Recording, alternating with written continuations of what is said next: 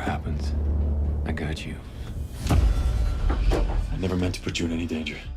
Someone stabbed me in the back. It's gonna be okay. Hi, I'm Sophia Jessica, and this is Angel, and welcome to the Fan Carpet. Thank you for joining me this morning. You're welcome. Yeah. So, what was it about Duchess that made you want to be involved, and what do you look for in a project to be involved in? Well, I guess with Duchess, I was there from the inception, so it's not like the project came to me. Mm-hmm. Project. It was always, Charlotte and I had this notion of trying to do a sort of female version of Scarface, and it grew from that. It was just that initial germ of an idea of a conversation, which then led to more discussions, which then led to me writing the script and bouncing ideas backwards and forwards, and ending up where we ended up. So it was all just the notion of. I mean, I don't know if it conforms to being a regular kind of gangster movie. It's certainly a crime thriller. Was something I'd always fancied doing, so I just did it. Awesome. So, as the writer, how did the story come to you? Well, I think originally, I mean, it was quite a while ago. It was like I'm trying to think. It was like 2018 that first came up with the idea. So, these things do take a long time from gestation to writing to actually getting it made, actually getting it out. I mean, obviously we shot it in 2022, so it was taking 2 years just to get released. But the story was, I think I just always fancied doing a revenge kind of story, but also a revenge story where it wasn't just from day. Quite a lot of films, it's like an incident happens in the opening 5 minutes, and then the characters going for revenge from the start, but you don't understand what it is they're avenging. You don't understand what that person or that situation meant to them. And I kind of wanted to do it a bit different, where we actually get to spend time with this character and the characters around her, and then more fully understand when the revenge kicks in, why, and what the agenda is. Okay, awesome. I think it makes you care for the characters more. Absolutely, absolutely. So, what does it mean for you to be a storyteller and tell stories in this way? I don't know. It's all I've ever known. I've been trying to make films since the age of 11. I don't know what else to do. It's always the eternal struggle trying to make films. I mean, apart from the physical side of trying to get them made, raising the money and physically trying to make them, but artistically as well. I always say it's a miracle that any films are made, let alone any good ones, because it's an uphill battle from the start on every film. Just trying to get that many people to agree on the same thing is not easy. So so it's always a bit of a task. And yet somehow it's strangely addictive. It's like once you're in, you can't get out. It's like that world. It's like going off to join the circus or something like that, and you get hooked on it. And I know a lot of people, once they get involved, it's like a drug. They can't get rid of it. And I'm like that. I don't know what else I would do. I have to tell stories this way. Awesome. And you're good at it. You're great at it. So yeah, keep telling them. We'll keep watching them. So do you have any memories from filming Duchess that you'll remember for the rest of your career? Definitely a few memories. I mean, I love working with the cast. I got to work with a great cast and crew, getting to work in Tenerife, which film has allowed me to sort of travel to places I never would have gone otherwise. So again, to go to Tenerife and make a movie there, in summertime, that was beautiful. Got to do some fun action sequences, which I really love doing action sequences.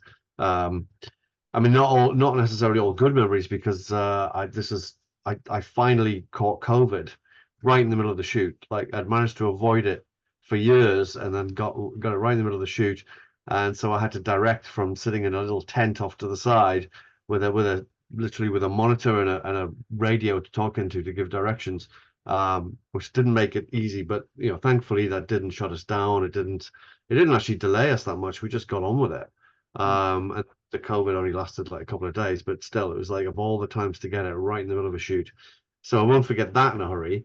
And yeah, as I say, just working with the cast. I mean, getting to work with Sean Pertwee again, which is always a blast. People like Philip Winchester and Stephanie Beacham and Colm Meaney was just a joy. Awesome. Awesome. So what are you hoping audiences will take away from Duchess when they see it? One thing I've found so far is that a couple of audiences that have seen it up to this point, the women seem to respond very strongly to the story. I think they really get what the character's doing and feel what the character's feeling, and so that's been really interesting. And I hope that women will come along and watch it, because it's not a guy's film per se. It's certainly it's got lots of action and stuff like that in it, but not to think of it that way. But I just hope that everybody gets a kick out of it, that it's a rollicking good action thriller, and a good story and a fun story. Yeah, awesome. Who inspires you in the industry? Well, I mean, these days, I'd say the directors that inspired me most at the start, obviously Spielberg.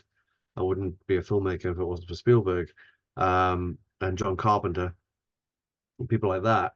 Nowadays, obviously, I look up to the likes of Denis Villeneuve and Chris Nolan, and people who are basically leading the pack, with extraordinary films and extraordinary direction, and so it's like is certainly something to aspire to. Yeah, they're awesome. Yeah, especially what they've been able to do with like sweeping epics. It's just incredible. Just cinema, they create great cinema spectacle. Absolutely. Now you collaborate with Charlotte a lot. After multiple films together, what makes her such a pleasure to work with?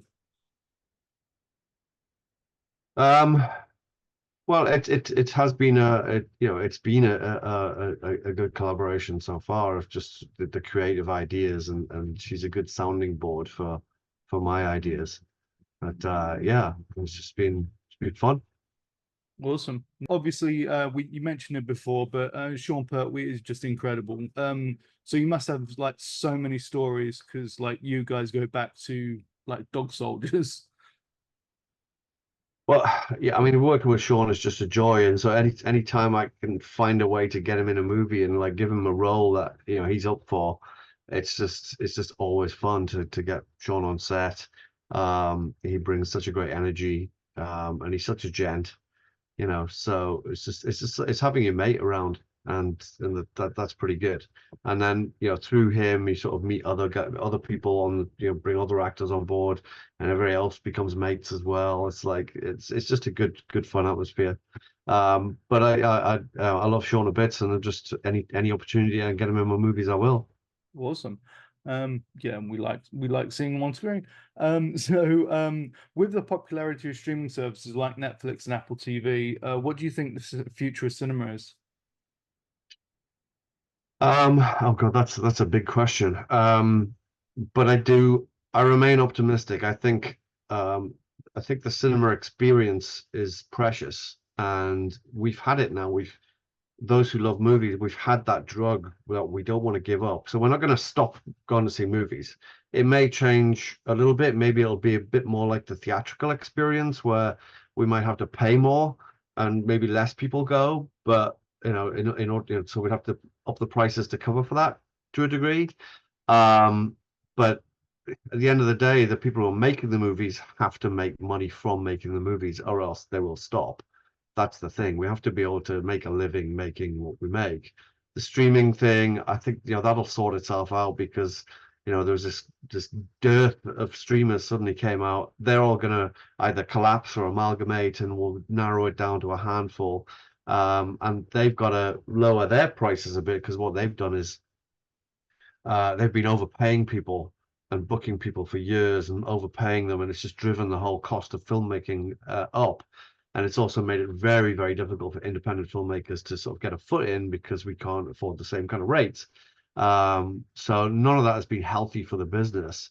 In the short term, it's like giving a lot of crew, you know, a lot of money, which is great for them, but it doesn't help the creatives. And if you haven't got the creatives creating, there ain't going to be any films to make. So you've got to support the creatives along the way. So there's a lot of balls in the air, you know, with a question like that. I don't know what the answer is, but I do believe that you know, we will continue to make TV and film. I think people love film and TV. They want to sit down, watch movies, go to the cinema and watch movies, whatever it is.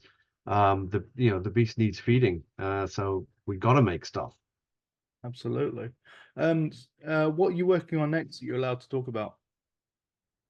I'm just developing a number of projects. I'm developing a World War II alien invasion film, That'll be fun. which will go next. Hopefully shoot in the UK, which will be lovely because I haven't done that since Centurion. Thank you for watching The Fan Carpet. Please follow us on Facebook, X and Instagram for more content. Bye for now.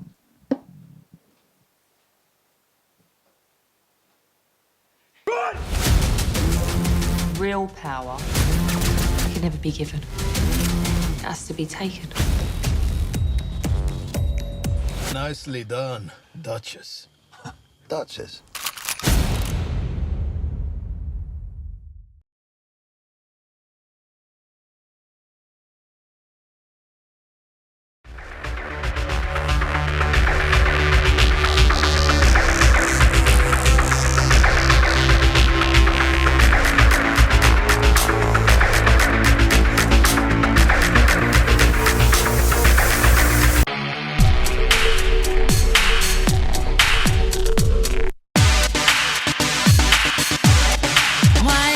Show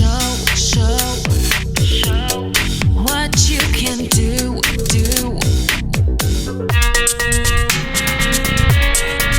I hear a siren. Maybe you were wrong about me. I'm dangerous and still. Why don't you give me a sign, like the sea that leads a trail along that shore? It's not your problem, it's mine. Everybody thinks that I'm okay. Sometimes I think I am too. I'm on the outside looking in, I'm waiting for the shockwaves to begin. Oh, won't you let me hold you for one time? Just a rainy day in a London cafe, a London cafe. So give me one last serenade. Say to me, or swear at me till the night turns into day. And it was a shame when daylight faded, because we didn't notice at all.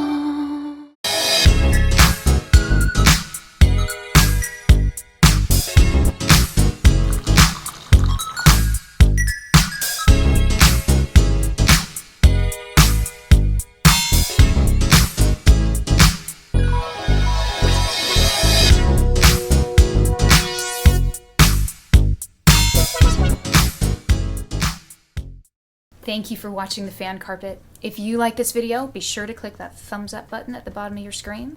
And also be sure to subscribe to the Fan Carpet YouTube channels. They're absolutely free and so much fun too. Be sure to check out the official website, thefancarpet.com. Also, you can follow us on Facebook, Twitter, and Instagram to stay up to date with reviews, competitions, the latest news, and so much more.